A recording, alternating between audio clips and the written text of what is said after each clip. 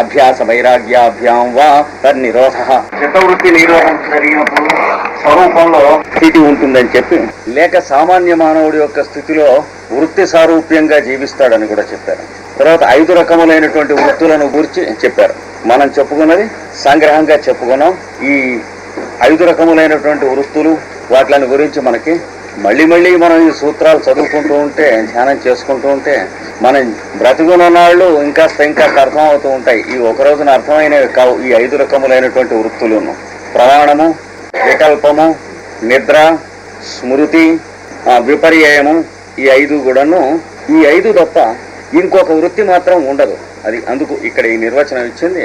ఈ 5 కాక ఇంకొక స్థితిలో మానవుడు ఉంటాడా అంటే ఉంటాను వీల్లేదు. ఉంటే నిద్రలో ఉండాలి. నిద్రలో ఉన్నప్పుడు వాడు ఉండడు, వాడి ఆపరేటర్స్ ఉంటుంది. కానీ ఆపరేటర్స్ ఉంటుంది, కానీ ప్రొపరేటర్ ఉంటాడు. మనం సెక్రటరీ, ప్రొపరేటర్ కాదు. కానీ సెక్రటరీ నిద్రపోతూ ఉంటాడు. వాడి అసిస్టెంట్స్, ఆఫీస్ మేనేజర్స్ 5 ఉంటారు, వాళ్ళు ఎదురు నిద్రపోతూ ఉంటారు. అంటే పంచేంద్రియాలు, మనస్సు, బుద్ధి, చిత్తం, అహంకారం ఇవన్నీ నిద్రపోతూ ఉంటాయి. లోపల ఉన్నటువంటి వాడు అసలు వాడును వాడి ఆపరేటర్స్ అంటే వాడి యొక్క ల్యాబొరేటరీని ఈ 2 మాత్రమే ఉంటాయి. అది నిద్ర అంటే. ఉంటే అదైనా ఉండాలి. లేదా వీళ్ళు మేలుకొని ఉన్నటువంటి స్థితిలో మిగతా 4 స్థితులలో ఏదో ఒకటి ఉంటుంది. అంటే ప్రమాణములను ఉపయోగించుకుంటాం కానీ సవ్యంగా, లేదా ప్రమాణములను మిథ్యగా అపసవ్యంగా ఉపయోగించుకుంటాం కానీ, లేదా ప్రమాణములను వికల్పించి అంటే ఇమాజినరీగా మనం ఊహించుకొని ఉపయోగించుకుంటాం కానీ వీటిలో, లేదా వీటిని ఉపయోగించుకున్న అభ్యాసం చొప్పున మళ్ళీ వస్తువులు లేకుండా విషయాలు జ్ఞాపకం వస్తూ ఉంటే వాటిని స్మరించుకుంటూ ఉంటాం కానీ వీటిలో ఏదో దాంట్లో ఉంటాం. విషయాలను జ్ఞాపకం చేసుకుంటూ ఉండటం అనేటువంటి దాన్ని అంటారు భూతకాలంలో జీవించడం. పాస్ట్, నేను అప్పుడు అలా చేశాను, ఇప్పుడు ఇలా ఉన్నా, మా చిన్నప్పుడు ఇలా ఉండేది మొదలైనవన్నీ ఇప్పుడు లేవు. అయినప్పటికీ కూడా వాటి యందు జీవించుట అంటే వేస్ట్ అని. అంటే యోగాభ్యాసం నిజంగా చేతైన వాడు తప్ప మిగతా వాడికి జీవితంలో 24 గంటల్లో 23 గంటల 48 నిమిషాలు దాదాపు వేస్టే ఉంటుంది. ఎందుకని ఉంటే భవిష్యత్తును గురించిన ప్లాన్లలో ఉంటాడు. అంటే రేపు అది చేయాలి, ఎల్లుండి ఊరికి వెళ్ళాలి. ప్రస్తుతం కాలంలో ఉంటాం వాడికి చేత కాదు. లేదా నిన్న అలా చేసాము, మొన్న కిందటి సంవత్సరం అలా చేసాం, కిందటి సంవత్సరం ఇంతవరకు వర్క్ చేశాం కనుక వచ్చే సంవత్సరం ఇంతవరకు అచీవ్ చేయాలి. అంటే ప్రస్తుతం చేయవలసినటువంటి దాంట్లో మెకానికల్గా ఉంటాడు కానీ తాను లీవ్ చేయడం. అంటే లివింగ్ ఇన్ ది ప్రెజెంట్ అంటారు, లేదా అవేర్నెస్ ఇన్ ది ప్రెజెంట్ అంటారు జిడ్డు కృష్ణమూర్తి గారు. దాన్ని ఆయన చెప్పేది కూడా ఇందులో చెప్పేది అన్ని ఒకటే. కాకపోతే ఆయన మిగతా పుస్తకాలన్నీ చెప్పేది, నేను చెప్పేది ఒకటి కాదు అని బుకాయిస్తూ ఉంటారు. అంతే తేడా. జిడ్డు కృష్ణమూర్తి గారికి ఆయన ఏం తప్పు చెప్పడు, రైటే చెబుతాడు. చెప్పిన మనం ఆచరించదగినటువంటివే. కానీ పుస్తకాలు చదవద్దు, ఎవరు చెప్పిన వినొద్దు, లెక్చర్లు వినొద్దు. వినకపోతే ఆయన చెప్పిన ఎందుకు ఇస్తున్నాడు లెక్చర్లు ఈ గత 50 ఏళ్ళ నుంచి? అంటే కొంచెం మర్చిపోయిన కబుర్లు మధ్య వస్తూ ఉంటాయి, అంతకంటే ఇంకేం లే. మొన్న కూడా పాపం అంటే పెద్ద వయసు వచ్చేటప్పటికి ఎంత పెద్దవాడికి కూడా ఒకడు మరీ మర్చిపోతుంది. మొన్న అడయార్లో వచ్చి లెక్చర్స్ ఇస్తున్నప్పుడు కూడా ధ్యానం, మెడిటేషన్ అనేటువంటి దాని ఉపయోగం ఏమిటి అని ఎవరు అడిగితే పని లేని వాళ్ళ కోసం భారతీయులు కనిపెట్టిందని చెప్పాడు. సరే, ఎవడన్నా ఒక ప్రశ్న వేస్తే ఏమవుతుంది? అయితే మీరు ఇన్నేళ్ళ నుంచి చేస్తున్న పని ఏమిటని. అంటే ఎంత తెలివైన వాడైనా ఒక వయస్సు దాటిన తర్వాత మాట్లాడకూరుకోవాలి. అట్లాంటి పిచ్చి వ్యవహారాలు తీసేస్తే జిడ్డు కృష్ణమూర్తి గారు చెప్పేది కూడా ఇన్ని పుస్తకాల్లో చెప్పే విషయమే. చెడ్డ విషయం ఏం కాదు, అబద్ధాల విషయం కాదు. కాకపోతే ఆ పుస్తకాలు ఏవి ఈ విషయం చెప్పటం లేదు, నా సరుకే మంచి సరుకు, ఇంకే కొట్లోనూ ఇది అమ్మటం లేదు అనే బుకాయింపులు ఉన్నాయి. అవి తీసేస్తే మిగిలిందంతా పనికొస్తుంది. ఇంకేం వినొద్దు, ఇంకేం చదవద్దు, అసలు ఎవరు చెప్పేవి వినొద్దు. అంటే ఆయన చెప్పే లెక్చర్ కూడా మానేయాల్సి వస్తుంది. వినట మూలఛేదకంగా ఉంటుంది. అదే ముక్కలు చెప్పాల్సి వచ్చింది. ఆ దేశాల్లో యూరోప్లో వెళుతూ ఉన్నప్పుడు జిడ్డు కృష్ణమూర్తి గారి గురించి మీ ఉద్దేశం ఏమిటండి? ప్రతి లెక్చర్లోనూ ప్రతి సంవత్సరం అడుగుతాడు లెక్చర్ అయిన తర్వాత. అడిగితే ఆయన చేయమని చెప్పినవన్నీ చేయండి, ఆయన వద్దని చెప్పిన పేజీలన్నీ చింపువారేయండి ఆయన పుస్తకాల్లోంచి. ఇది నేను చెప్పేది. ఆయన పుస్తకాల్లో ఏమి చేయమని ఆచరించమని రాశారో అవన్నీ ఆచరించండి. ఎందుకంటే ఆయన కూడా జగద్గురువుల్లో ఒకడే. ఆయన ఏవైతే వద్దని రాశాడో ఆ పేజీలకు పిన్ను పెట్టేయండి, మర్చిపోయింది కనుక. అయితే సవ్యంగా సక్రమంగా అష్టాంగ యోగాభ్యాసం చేసినటువంటి వాడికి ఏ వయస్సులోనూ కూడా ఆ వ్యవహారాలు ఉండవు. ఎందుకంటే అంత్యకాలే అంటే చిట్ట చివరి శరీరం వదిలిపెట్టేటువంటి కాలంలో కూడా స్మరన్ మామయ్య అన్నాడు. నన్నే స్మరిస్తూ అంటే అంతర్యామిని స్మరిస్తూ కళేబరం ముక్కు ఈ శరీరాన్ని వదిలిపెడితే అది కూడా సాధ్యం అవుతుంది. ఏంటో శరీరం వదిలిపెట్టడమే కానీ చచ్చిపోవటం ఉండదు యోగాభ్యాసం చేసిన వాడికి. మిగిలిన వాళ్ళకి శరీరం వదిలిపెట్టే లోపల తెలివి తప్పుతుంది కానీ చచ్చిపోతారు. చచ్చిపోవటం, శరీరం వదిలిపెట్టడం 2 రకాలు. మనకి భాగవతంలోనూ భారతంలోనూ అన్నిట్లోనూ కూడా చెప్పారు.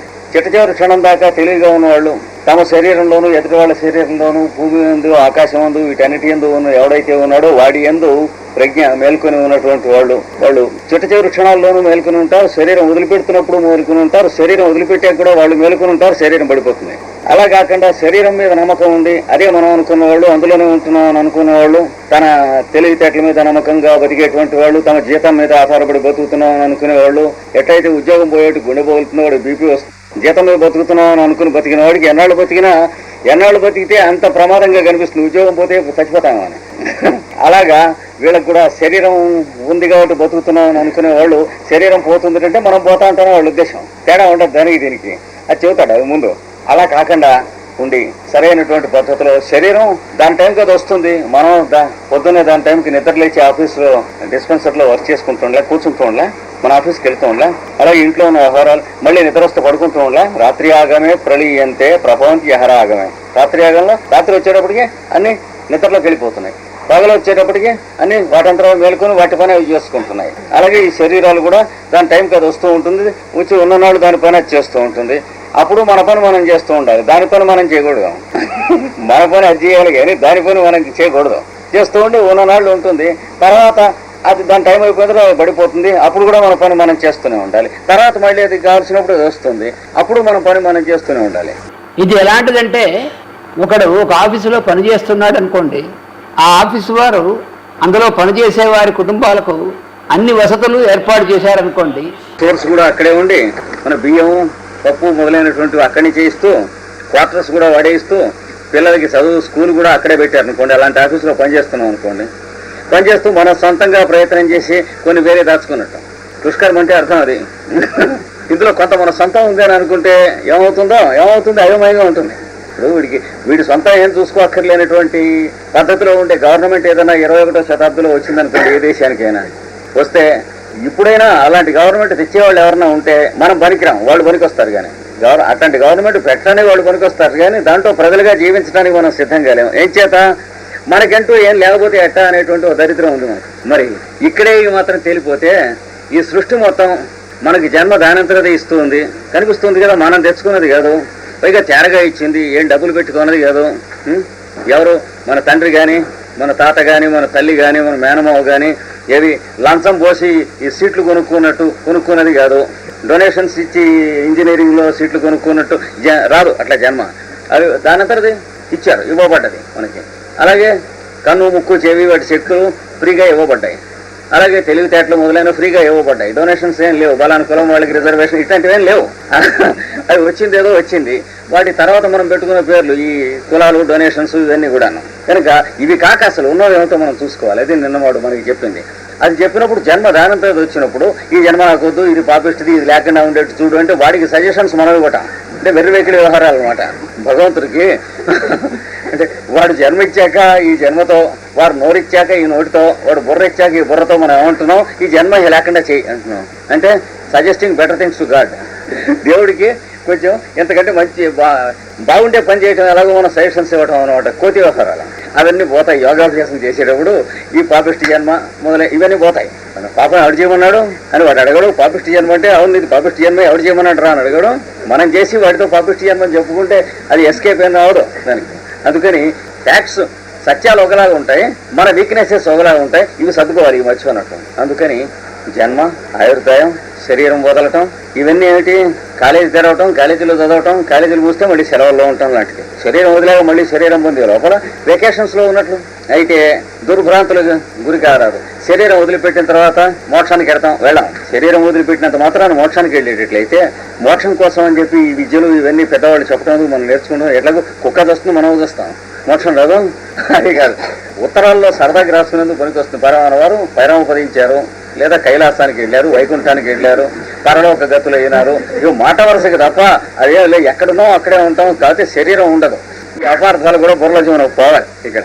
అందుకని ఈ వృత్తి, ఆ వృత్తి, ఈ వృత్తుల్లో అయినా ఉంటాం, భవిష్యత్తులో అయినా ఉంటాం, భూతంలో అయినా ఉంటాం. కానీ వర్తమానంలో కొద్దిగా ఉంటాం. అంటే మరీ అవసరం వచ్చినప్పుడు, ఆకలేసినప్పుడు అన్న వడ్డించండి అన్నప్పుడు వర్తమానంలో ఉంటాం.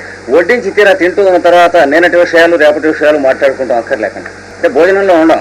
భోజనం చేస్తూ ఆఫీసులో ఉంటాం, ఆఫీసులో పనిచేస్తూ భోజనంలో ఉంటాం. ఇవాళ మామిడి పెసరెట్ చేస్తా అందని గుర్తొస్తుంది అక్కడ. ఇవన్నీ సర్దుకోవాలి మెల్లిమెల్లిగా. యోగాభ్యాసం అంటూ మొదలుపెట్టాక ఇవన్నీ సర్దుకోవాలి. ఆఫీస్ ఉన్నప్పుడు ఆఫీసులోనే ఉండాలి, భోజనం ఉన్నప్పుడు భోజనంలోనే ఉండాలి, అన్నం తింటున్నప్పుడు అన్నం బ్రహ్మేతి వ్యజానాత్. సర్వాంతర్యామిలో అన్నం కూడా ఒక భాగం, అన్నం కూడా సర్వాంతర్యామి యొక్క ఒక అవతారం అనేటువంటి తెలియాలి. లేకపోతే ఏమవుతుంది, ఇది చేస్తున్నప్పుడు అందులో ఉంటాడు, అది చేస్తున్నప్పుడు ఇందులో కిలాడి వ్యవహారంగా ఉంటుంది అంతాను. ఇది ఇటు పైన ఈ చిత్త వృత్తులు 5 అండి అని చెప్పారు. ఈ 5 వృత్తులు మనకి కొంతవరకు తెలిసినాయి, కానీ ఇది తెలియటం కాదు, ఇంకా మెల్లిగా తెలుస్తూ ఉంటాయి రోజు రోజుకి. ప్రమాణం అంటే ఏమిటి, విపర్యం అంటే ఏమిటి, వికల్పం అంటే ఏమిటి, నిద్ర అంటే ఏమిటి, స్మృతి అంటే ఏమిటి, మెల్లిమెల్లిగా మనకు కొన్ని ఇదివరకే కొన్ని తెలుసు. వాటికి ఊరికే విభాగం చేసుకుని చక్కగా పెట్టుకున్నాను నిన్న.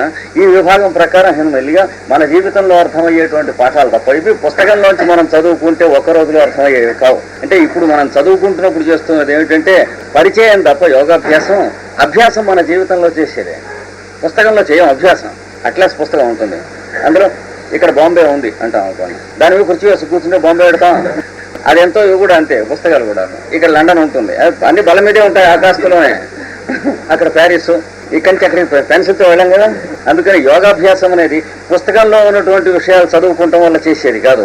అవి చదువుకుని మనకు కలిగిన సంస్కారంతో 24 గంటలు మనం జీవించే జీవితంలో, అంటే భర్త ఎడల భార్య, భార్య ఎడల భర్త, పిల్లల యందు తల్లిదండ్రులు, అన్నదమ్ముల యందు అన్నదమ్ములు, అప్పచెల్లెండ్రు, ఇరుగు పొరుగు వాళ్ళు, రోడ్డు మీద ఉన్నటువంటి వాళ్ళు, వీళ్ళ ప్రవర్తనలో ఉంటుంది. కానీ మనం చేసే అభ్యాసం సాధన రాగద్వేషాలు నశించవలను. ఎప్పుడు నశిస్తాయి? ఇతరులతో మనం చేస్తున్న ప్రయత్నాల్లో, సంబంధంలో నశిస్తాయి. కానీ మనం ఎక్కడో ఒక చోట కూర్చుని కాసేపు రాగద్వేషాలు నశించాలంటే పో, దీంట్లోకి పిల్లవాడు ఏదో గోల్ చేయటం, డొక్క చింపేస్తానండి. ఇంకా రాగద్వేషాలు నశించినట్టు నేను జపం చేసుకుంటూ ఉంటే కుర్రాడు అరుస్తూ ఉంటాడు, వాడు ఈ కొంపకు వల్లకాడలే ఉంది, డొక్క చింపేస్తాను, ఇట్లాంటివన్నీ వస్తాయి. రోజు జపం చేసుకుంటూనే ఇంట్లో వాళ్ళని డొక్క చింపే వాడికి రాగద్వేషాలు నశిస్తే వాడి మొహం డొక్కే మిగులుతుంది, చివరిదాకా కంపు కొడుతూనే ఉంటుంది ఆ డొక్క. అంటే అంతర్యామిని ఇంట్లోనే చూడలేనటువంటి వాడు అంటే పుట్టికెక్కలేనమ్మో స్వర్గానికి ఏం ఎక్కుతుంది. నాయములోకోస్తి అయజ్ఞ కుతో అన్య. అంటే యజ్ఞార్థ కర్మ అనేటువంటి ఆచరణ లేనటువంటి వాడికి ఇహలోకం లేని అమ్మకు పరలోకం ఉంటుంది. ఇహలోకంలో కండెముడు సరుకంతా పరలోకానికి పోతారనుకోకూడదు. అంటే భార్యలతో పడిన భర్తలు, భర్తలతో పడిన భార్యలు, భార్యలను విడిచిపెట్టిన భర్తలు, భర్తలను విడిచిపెట్టిన భార్యలు, వీళ్ళంతా యోగాభ్యాసానికి చేస్తారు. వీళ్ళందరినీ గూడ్స్ బండిలో వేసేసి మోక్షానికి ఏమి పనికిరాదు.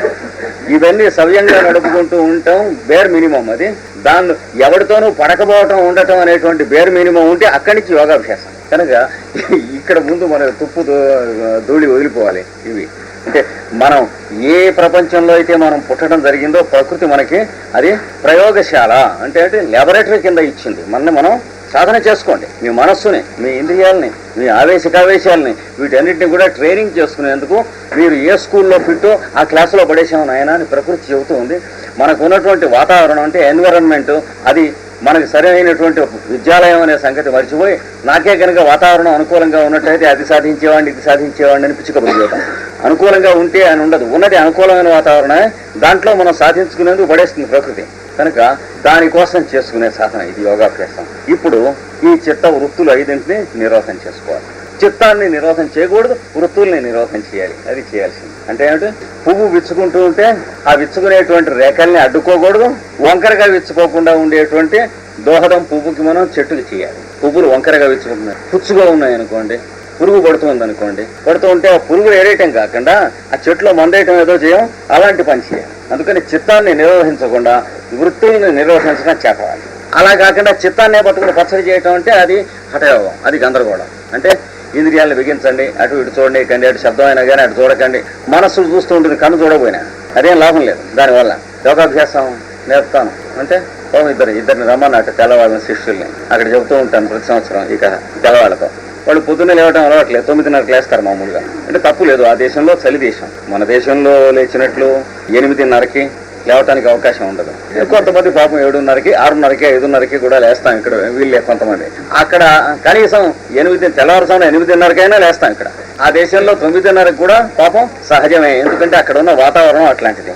ఆయన గురువు గారు ఏం చేసేట, కొత్తగా ఇండియా నుంచి అక్కడికి వెళ్ళాడు. వెళ్ళి తెల్లవారుసాము 4ంటికి రమ్మన్నట్ట. చచ్చిపోతారు వాళ్ళు 4ంటికి. సరే వాళ్ళు ఎట్లా ఏదన్నా పొద్దున్న లేచి ఏదన్నా బ్రేక్ఫాస్ట్ తీసుకోవచ్చా అన్నారు. పడిపోతాయని. ఏం తినకూడదు, ఏం తాగకూడదు. సరే పాపం వాళ్ళు ఏదో ఇంతోటి మోక్షం యోగా విజయ ఇస్తున్నాడని వాళ్ళు వచ్చారట. వాళ్ళిద్దరు తెల్లవారుసాము లేచి కారు వేసుకుని వచ్చి అక్కడ కూర్చున్నారు. కునికి పడుతూ కూర్చుంటే కళ్ళు మూసుకొని యోగం చెప్తాను మూసుకొని ఏం కనిపిస్తుంది అన్నట్టు. చక్కగా ఇట్లా చెక్కినటువంటి బ్రెడ్ స్లైసెస్ రెండు మధ్యన బటర్ కనిపిస్తుంది. అంటే రోజు పొద్దున వాడు తినేవాళ్ళు బటర్ బ్రెడ్ కనిపిస్తుంది, ఒక కప్పు కాఫీ కప్పు చక్కగా కనిపిస్తుంది. ఏం కనిపిస్తుంది? అవి కనిపిస్తుంది అన్నాడు. అవి తినేస్తే వాడికి అవి కనిపించేవిగో.